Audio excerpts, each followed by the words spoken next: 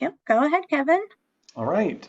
So I'm really happy to be sharing some behavioral strategies today for you all. And the focus really is on building skills for kids. And the focus will be primarily for kids. Some of these principles, as I'll talk about, can apply to all of us as human beings. But then a lot of the specific strategies have been developed for younger kids, especially to really help them develop more independence and using skills and supporting them in that. Next slide. And so along those lines, we'll be talking about a big word that'll come up is reinforcement or increasing the motivation for kids to do the things that are good for them, things we want them to do, using incentives and rewards, as well as natural positive things that can come to. We'll talk about catching your child doing good and finding those good moments that happen spontaneously and naturally. We'll talk about some deliberate playtime and what that might look like.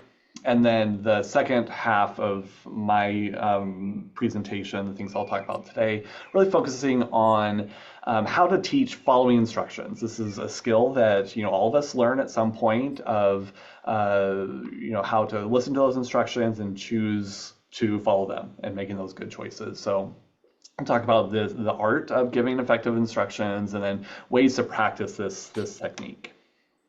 Next slide. I want to turn things over to Maddie for just a second. Thank you. When we talk about behavior strategies, we will hear different terminologies that have been taught and used in the past that may be uncomfortable, but there are other words and terms that we can use instead that can build a more positive, strength-based approach to the topic of behaviors. And when we think of behaviors, we need to work on setting aside good or bad behaviors. Behaviors are a form of communication and a response to the world around us. If we want to see positive change in our kids, we need to think about what is causing the child's behavior and not just the behavior itself. And the topic may be about behavior management, but we really aren't trying to manage our kids.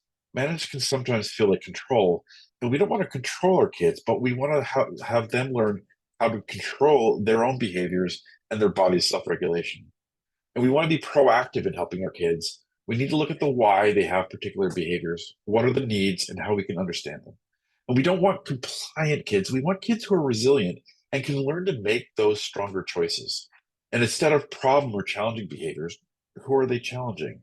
Let's talk about the interfering behaviors, behaviors that interfere with a child's ability to do the things they want or need to do, or interfere with others or property.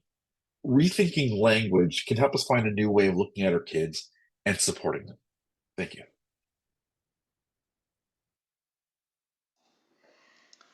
Wonderful.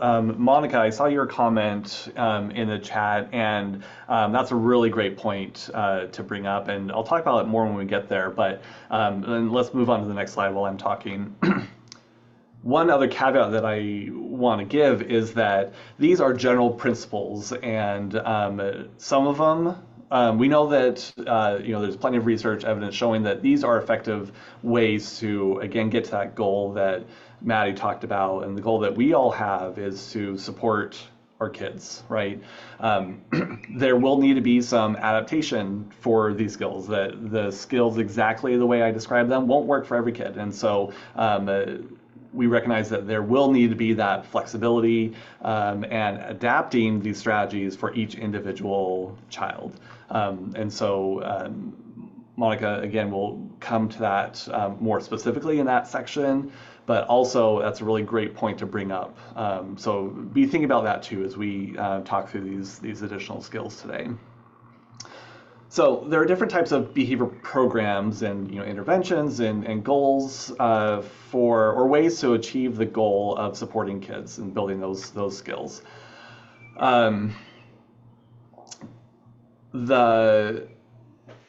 I won't go into all the details here of the different types of the PRT, DTT, and PBS. But you can see here, you might have come up across these things, but there are different strategies, different ways to, again, build these skills. For today, I'm focusing on some content that has been structured in what's called the RUBI Parent Training Program. RUBI actually isn't an acronym, it doesn't stand for anything. It was a name that the developers of the program use. And really, essentially, it's a collection of these strategies that have been shown to be helpful to support parents in achieving these goals of building kids' independence and ways to kind of change those interfering behaviors too. And so the strategies are included in RUBI, but these are evidence-supported strategies that can be found in many different programs as well. So with that caveat in mind, let's go on to the next slide. Okay, so the first thing I want to talk about is this idea of reinforcement. And this idea of reinforcement can be actually pretty broad. It can be rewards or really any positive thing that makes people more likely to do a certain behavior in the future. Or said another way, if we're trying to get something out of something that we do, if that works for us, we're going to do it again in the future. So it's a really broad thing. We'll talk about some specifics of what that reinforcement can look like. So with this idea of reinforcement, it can be really helpful to provide what I call motivation boosters for tasks or activities or things that might be hard for various reasons. And I think it's really important to know that all of us need and use reinforcement. I come to work. I love coming to work, and that's reinforcing positive for me. Also, I come to work and I get a paycheck. If I didn't get that paycheck, I don't know if I would continue to come to work, right? In relationships, we have ways of greeting each other or having some sort of shared interaction or enjoyment, or there's things that we naturally get out of relationships. Those are all reinforcing things, the things that make us want to come back and do the things again and again. And so with this in mind, we understand this idea of reinforcement and think about how can we use this behavioral principle that we can identify to bring about these behavioral changes that we want to see. And it's also important to recognize that we can phase out the frequency of these, more external rewards or other things over time. So again, this can be implemented flexibly in different types of situations and contexts. Next slide. And so when I talk about reinforcers, there are 5 potential types of reinforcers that you might think about, different categories. There could be primary reinforcers. Food and drink can be included in these. There can be social reinforcers like social attention, high fives, hugs, verbal praise. Tangible reinforcers, new toys, something that we get that we find enjoyable. There could be activities or privileges, whether that's screen time, a trip to the park, doing some enjoyable activity. And then there's also what we might call a token reinforcer. So there's no value in and of themselves, but these tokens can be used to purchase or trade in for other things. So if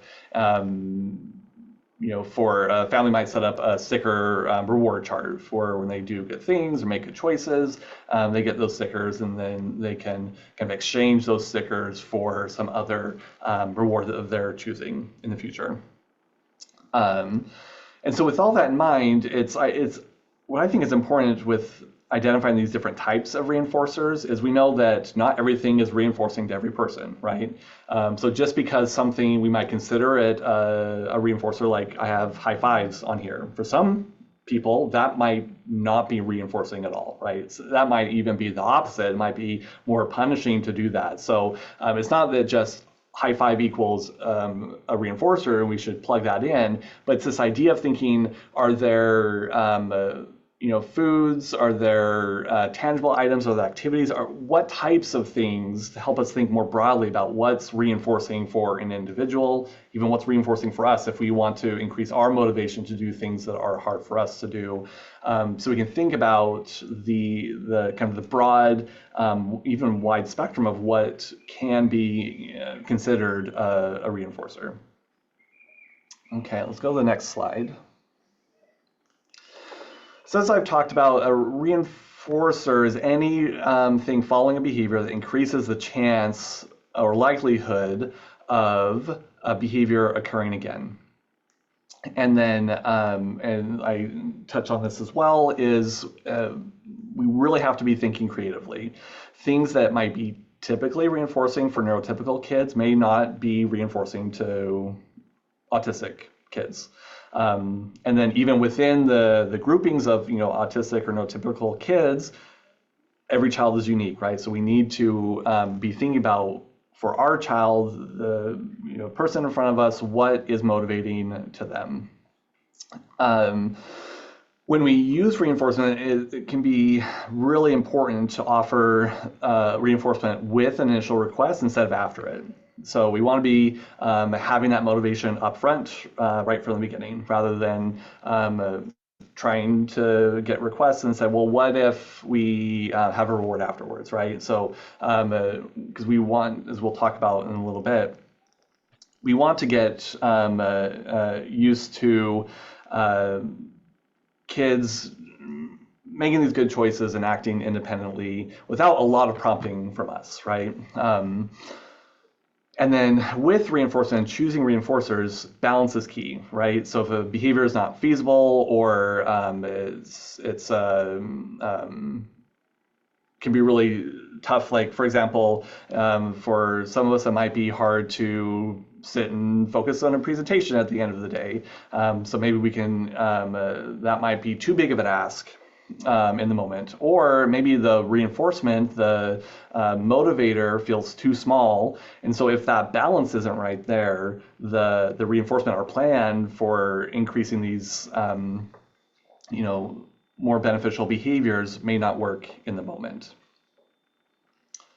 Next slide. And so here's a possible, 8-step plan for how to implement reinforcement for a certain situation. Step 1, select your target behavior. What do you want to see more of? Is that, having a child communicate when they're all done?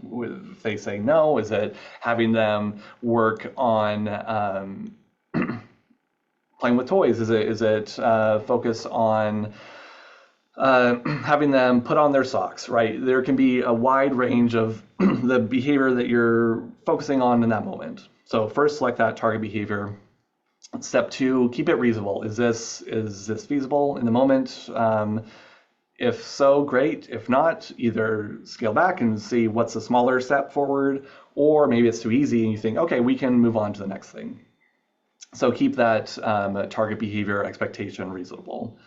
And then step 3, you might decide, well, how often are you going to provide reinforcement of whatever you choose? And then the other key will be to apply whatever reinforcement, again, whether from that list, is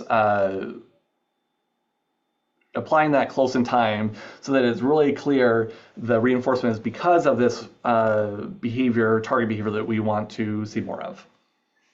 And then we want to kind of have the reward based off of the outcome or even the effort, right? So it doesn't have to be perfect, but if the child's making the effort, we can reward that effort that they're putting in. Step 6 will be important to consider of how to maintain that kind of the value of the reinforcement. I sometimes talk about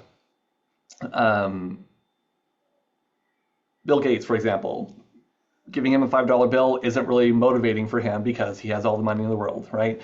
And so we want to think about what's the relative value of this reinforcer with regards to kind of the child's situation. For some families, that they might be okay with limiting access to screen time, right? And to really maintain the value of that they might want to use watching or watching something on the iPad or tablet as really like the high value reinforcer for a child. For other families, that's too big of an ask, and so that's fine. Let's come up with another one. So again, we can be really flexible and fluid in the types of reinforcers and how we incorporate those. And then we want to, for step 7, we can consider combining whatever type of reinforcer with some sort of social reinforcer when appropriate. Again, for different kids, that might not be reinforcing. We just want to be considerate of something that is positive for the child. And then the last step, incorporating visual reminders, a picture of what is being expected or other things can also help with this whole process. Okay, next slide. Okay, this next thing, going back to the comment from before, is this idea of catching your child being good. And this is a way where we can use the attention that we give to certain things, behaviors or things, to encourage behaviors that we want to see more of again. And so this might be, if kids are playing, using manners, playing nicely, doing some sort of self-help skill, regulating their emotions on their own, cleaning up toys without being asked. These sorts of things that generally we want to find a way to provide this reinforcement just kind of out of the blue or in these kind of periodic moments. Now, the same thing with kind of from a behavioral perspective, we often think of praise. Let's comment on it. Let's praise it. For some kids, that will be the opposite of reinforcing. It'll be cause a lot of stress. Like, oh no, I need to. Am I doing right? So in those situations, we might want to think more flexibly about this. But generally speaking, when something good happens, when we do something again, we're more likely to do that in the future. And so we can use a variety of different reinforcers that work for a particular child to want to see more of those behaviors. So what can be helpful for this? Writing down behaviors to target and watching for these impromptu moments of good behavior throughout the day. And then using our kind of list of what we know is reinforcing for a particular individual child, and use those to again, reinforce those impromptu moments of good behavior over time. Okay, next slide. Next, I want to talk about what I'm calling the power of playtime. And with this, I'm talking about a specific type of playtime where it can be one-on-one structured playtime. There can be a way to develop skills, like play skills, social skills like sharing, taking turns, cooperative play, reinforcing language skills, communication. And one or a couple reasons why this can be so helpful. First and foremost, it's strengthening the relationship between the parent and the caregiver, or whoever the child, the caregiver, or whoever's interacting together, right? And we can also use it as opportunities to reinforce, again, these more appropriate behaviors in this situation. And as I talk about some of the structure next, one thing to think about is the importance of planning ahead, of setting aside time to do it, and deciding what activities might be most helpful. So let's dig into a few of the specific details on the next slide. So some guidelines or things to consider. First, start small. It might be for 5 minutes at a time. You can work up to 10 or 15 minutes. But we just want to create this positive shared moment of play. Some things that are good to do: observing. It's really important to have the child be in control, like leading the activity. They choose what to do. We're supportive of them. So we're observing. We might imitate their play. We might describe what they're doing. Oh, you put the red block on the blue block, and now you're putting all the toys in a row. You can sometimes I describe it like a sports announcer, talking through what's happening in a game. We can do a similar thing as we're playing with kids, and we can also reflect back their vocalization languages that they're using. And what this can do is kind of multifaceted. There's multiple benefits to this.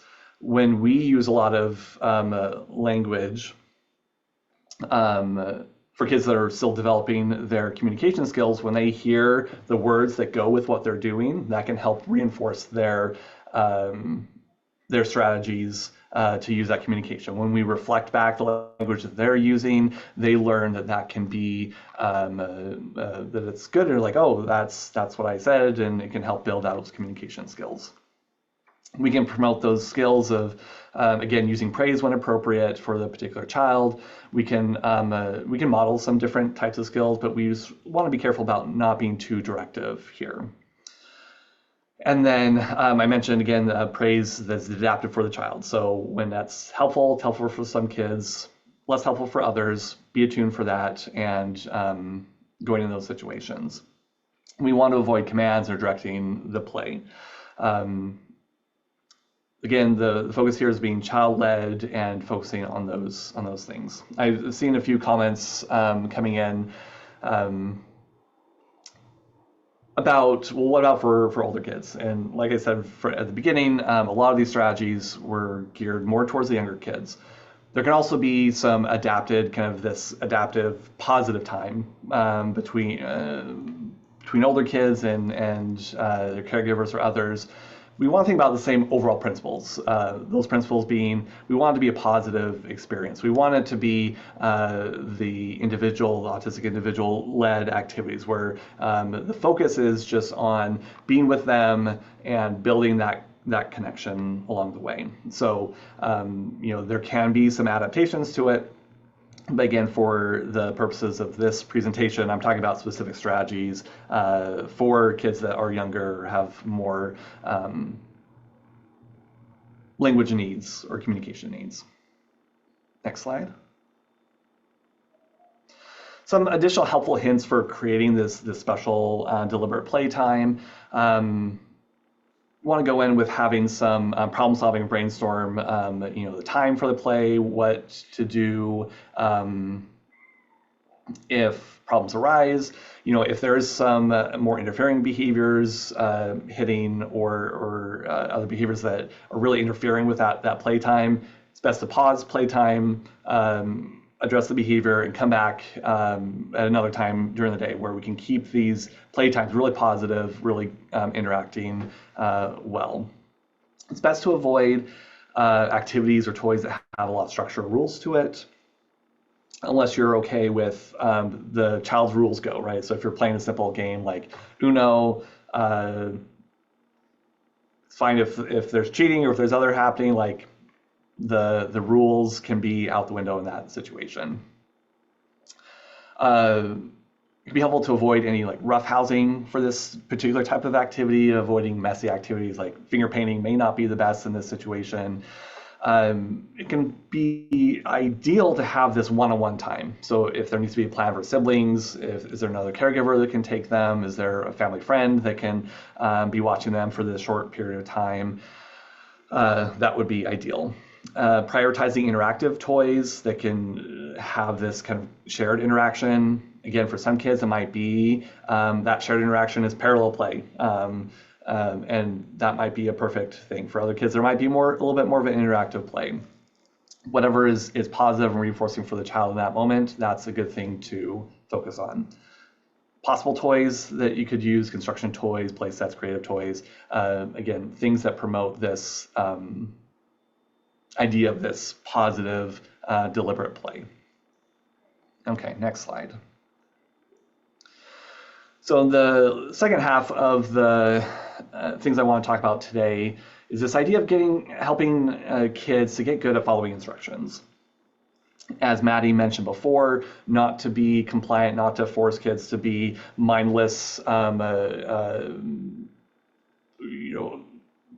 kids always following whatever anyone tells them, but for some kids, understanding what the instruction is and following through with that, this is a skill that is good to develop. So sometimes there might be a challenge, right? Sometimes kids get a lot of practice at not following instructions or hearing instructions and not following through with it. Sometimes we have the same thing if how many times do we send an email at work or say something, hey, can anyone help with this? And there's crickets, So this is something that we all face at different times in our life. So with this plan of coming up with some suggestions or coming up with a way to practice following instructions, a good place to start coming up with 2 lists. Write down a list of instructions, commands, things that the kids already doing consistently, whether that's clap your hands or hey, eat this cookie, right? A lot of things, when we actually stop to think about it, there's some sort of thing that we say and kids choose to follow along with that. There's, for any kid, there's things that they might do automatically.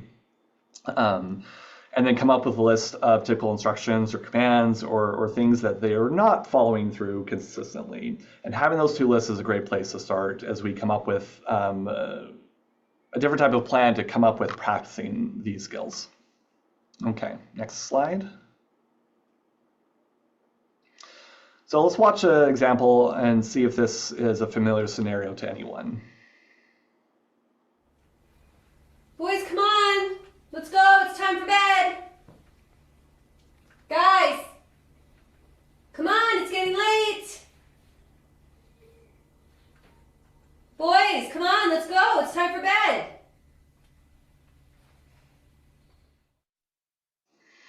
Okay, here, so mom was calling for the boys. They were playing on their devices and chose not to come up, right?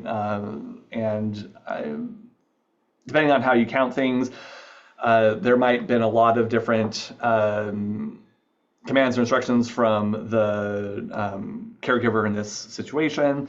It seemed like the kids had a lot of practice with hearing the instruction and knowing that they could keep playing on their device and maybe nothing bad would follow, right? So let's go to the next slide. And so we'll talk about this idea of what are kids practicing, but before we get there, this idea next I want to talk about is effective instructions. And we'll do a little bit of comparing and contrasting. A statement versus a question tends to be much more effective to phrase the instruction or the command or whatever you are the thing you're trying to have done as a statement versus a question. So for example, time to go inside now versus are you ready to go inside? Oftentimes when, particularly for kids, when they're developing their cognitive development, language development, they hear, are you ready to go inside? No, I'm not ready to go inside. So unless we really want to present it as a choice, phrasing it as a statement is a good way to go. It can be positive, right? It doesn't have to be this harsh command of like, time to go inside right now. It can be positive, it can be pleasant, but phrasing it as that statement. This idea of a specific request versus a broad request, typically much more effective to have a very specific, clear thing of what you're saying. Please put your toys in the bin versus time to clean up. What does clean up mean? For some kids that may be clear, but it's much better to be very concise and specific in what you are trying to say. Getting the child's attention, so removing distractions, getting the child's focus, versus calling from upstairs while they're playing with toys or playing on their devices, right? So it may not necessarily mean that you have to have eye contact, but usually being close to the child, removing distractions, so you make sure that they're attending to what you're saying. And then keeping it simple. Start with a single instruction at a time. These multi-barreled instructions of saying, do this, this, this, this.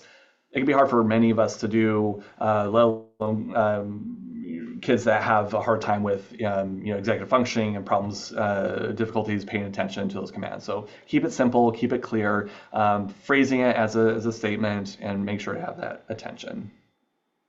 Next slide. And this slide just bring up this idea of setting up this practice of following instructions. In the case of the video that we saw, seems like the kids had a lot of practice at not following that instruction of coming up when mom said so. There's this idea, the phrase that practice makes perfect. I'm a musician. When I was coming up and practicing, I had teachers that said, actually, that's not true. Practice makes permanent. We get good at what we do over and over again.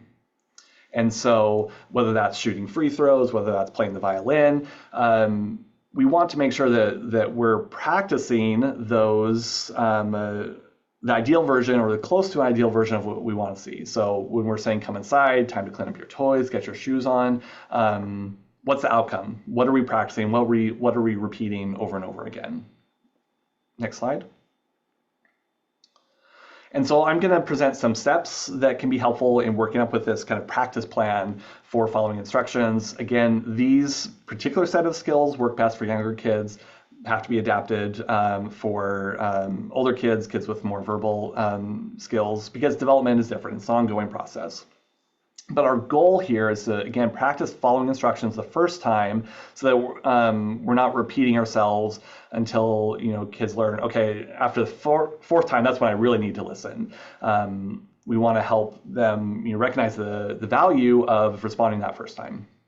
So helpful tips, start with things that a child is already doing or a very small ask and gradually change that over time. Someone learning violin for the first time, we don't give them a violin and say, okay, now you're going to play this concerto, right? We start from the basics and build up from there. Next slide.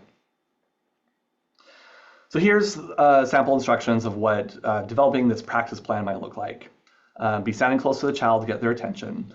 Tell the child, making a statement of what you want them to do one time, and then if the child does it, great. At the same time, if they're having struggles with that, you might provide some physical guidance for a child. Again, to kind of get this to the point where they're doing it, and then you can fade that physical guidance over time. Helpful reminder here is that, as Maddie is mentioning, it's specific for different kids. Some kids are very averse to any physical touch. That sensory experience is very aversive to them. We want to be mindful and respectful of that too, right? So for many kids, though, a little bit of physical guidance, even if it's just a light tap on the shoulder, or showing them that thing, kind of having that movement with them can be enough of a prompt to show them, okay, let's do this. And then as the child complies, provide that immediate specific praise when that's appropriate, or some sort of other reward like we talked about before. And then as you practice these things, and it can be a fun, pleasant activity for kids too. And as you get better at that, you can increase the physical distance from the child over time, and kind of step back on the amount of structure that you need to provide to get this kind of buy-in for following instructions, and seeing again the value of why they might be motivated to follow instructions when a caregiver says something. All right, next slide. I just want to briefly talk about situations where we might need to say stop to a child, or no, don't do that. For many kids, even just that idea of no, even if it's not related to them, they just hear no, that might be triggering for them. So instead, like alternatives, maybe we don't even need to say stop or no, don't do that. Instead, we can use this kind of following instructions practice, give a specific instruction on what they should do instead, and we don't even have to say no, right? And so that can be another way to think flexibly about kind of using this power of try this or do this. Can be a great way to redirect and avoid the negative reaction that can come with no or stop. Okay, next slide. Okay, so I'll turn the time over to Will Lever for a few additional remarks. Hey everybody, I just want to thank Kevin. That's just a ton of really good, effective strategies we use all the time. I know it happened in a short time span, but really review those, because I think a lot of that can help. So in the world of psychology and psychiatry, we know we're not doing a good enough job to reach people. There are just so many barriers for you all to get the help you need. There's just there are complex treatments, there's experiences of stigma, and there's just a lack of specialists. So one of the things we're doing, we can go to the next slide, is trying to help out. And one of the best ways to do this is sharing the work. So what Kevin just shared with you is a lot of the stuff that we go through in treatment. One of the things that we do is provide a lot of behavioral management strategies. And I know Maddie shared that term. I'm not a huge fan of that term either. One of the ways that I think of it is parent training, is thinking of it of teaching skills to you all that you can then use with your kids. Because oftentimes the access just isn't there for everybody who's on this call. I think the best way to use digital technology is to help it connect people like Echo, like us sharing these ideas and getting them out there. And a lot of the stuff is very simple. It doesn't have to be super complicated. It doesn't mean it's easy. As my dad used to say, it's simple but not easy. And oftentimes with these strategies, it takes a lot of reps, a lot of repetition. So as we're sharing this work today with you all, I will give you a couple of extra technology solutions, but none of them are a magic bullet. None of them are going to replace the time and energy of using just some of these parent training strategies to really work on some of this stuff. So we can go to the next slide. We're currently using a app called Attend Behavior that hopefully will be more accessible to people soon. It does cost money right now if you're not in an area where it's covered. And so I don't like to promote any one thing, but just give some options. Recently, there are ways you can apply things like Alexa or Google Home to set timers and schedules and reminders that can be really helpful when doing these behavior strategies, especially things like the power of play, where you set a time on those devices and use them to kind of structure the activity. Another thing that will hopefully be more available, I'm reticent to use any specific apps, but artificial intelligence can be helpful, especially around educating on what to do. I'm not comfortable sharing it as an actual intervention yet, but hopefully in the future, that'll be a tool that will be more available to us. There is a free digital single session from Project Yes, and I'll put this in the chat in just a second. It's around stress, and it's not always just specific to kids with autism, but it's for those older kids who are having some trouble with feeling stressed or upset. We also, at the Kids Mental Health Foundation, that's an organization that has resources across the country. There's some ideas for less intense concerns, like how to start a conversation with a kid who's dealing with neurodiversity. So it's not going to, deal with some of these bigger issues that we're seeing, but it does have some good resources for some of those more common problems. If people have other apps, feel free to chat those in and feel free to share them with the rest of us, because it's just, we all need resources. All right, we can go to the next slide. All right, I think this is me again, but just pretend that I'm Amy. Sabrina, I saw Maddie. Oh, sorry, Maddie, go ahead. Yeah, I just thought if you just go back one slide, our family uses Google Home and Google Calendar and things like that to really help. And because we have a Google Home speaker in every room, my daughter uses it to help her, set timers for when she wakes up, to certain playlists that can help her when she's in a difficult challenge. And it allows us, when we have our time every night where we're playing a game, we can set the time. We know when things are going to start. We know when things are going to end, and it provides that ability to that she can sort of set the tones for things that she needs. But we also, as a family, have times where we can use it, that I lead with it. And with my son, a really incredible thing happened. He's not really good at responding to conversations. He'll talk to you, and when he's asking questions, you can talk back, but he doesn't really respond. When you ask him a question. But there was one time I sent a message through the broadcast saying, "Hey, can you do this for me now?" And he responded and started talking back to the Google Home speaker, and we ended up being able to find a way to actually have in the moment two-way conversation. So the things like the Google Home, the technology that's not screen-based can be really useful to help people, kids, especially those that need something to sort of give them that rhythm through the day to do the next thing.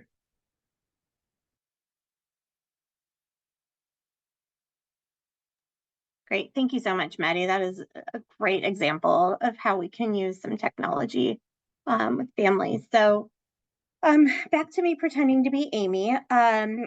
This is more information about your learning loop. So you guys have all done a great job with this in learning about different ideas and things that you can do today and how to incorporate those strategies for your child.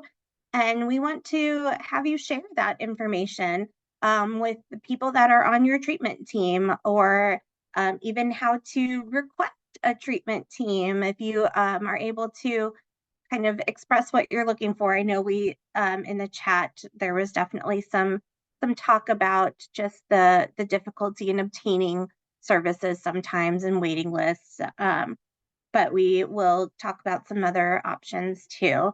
And then just being an active participant in your child's care. I think having that leadership to be the person that's always going to be on your child's team. So being that active role in it. And on the next slide, again, like I said, you are significant partners in care. You are the leaders of your team.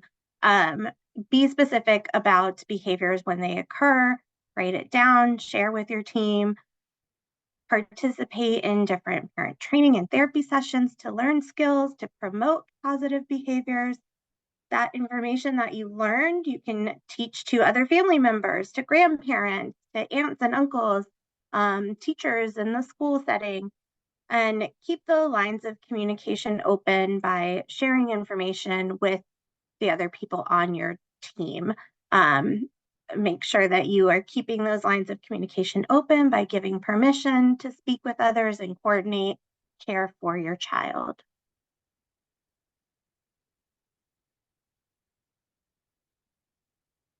And I don't know if Andrew is on here. Do you want to share resources, Andrew? Or do you want me to share resources? Yeah, of course, happy to. So the links in the slides should be active. That'll take you to the RUBI network landing pages that can get you connected. There are going to be some attend behavior resources there, as well as our challenging behaviors toolkit from Autism Speaks.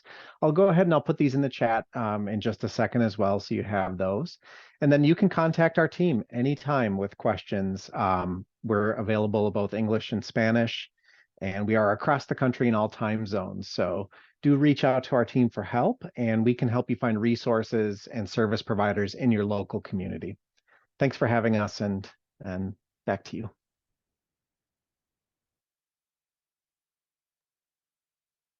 All right, we are going to open it up.